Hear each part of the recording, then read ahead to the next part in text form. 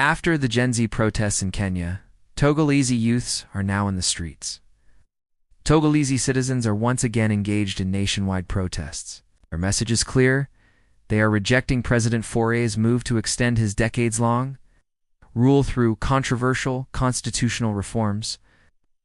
In May 2024, Togo's parliament passed a new constitution transforming the country into a parliamentary system. The president is now a ceremonial role, while real power lies with the president of the Council of Ministers, a position with no term limits, currently held by Faure. This maneuver, critics say, allows him to rule indefinitely. The protests are being led by civil society groups, youth movements, and opposition parties who see this constitutional change as a silent coup. They accuse Faure, already in power since 2005, of trying to entrench his family's rule that began with his father in 1967. In and surrounding cities, protesters were met with tear gas, beatings, and arrests. Authorities forcibly entered homes. Popular figures like rapper Amran were detained simply for calling for peaceful demonstrations.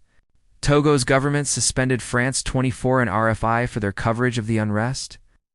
Over 80 protesters have been arrested since early June. Although some were released, around 25 remain in detention, raising human rights concerns. This isn't just about Togo. Across West Africa, people are rising against constitutional coups and dynastic rule. Protesters in Togo are calling not only for to step down, but for real democracy and term limits to be restored.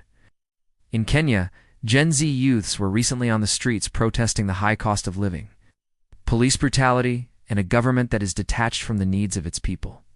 As the protests shift to West Africa, it remains clear that Africans want more accountability from their leaders and strong democratic institutions.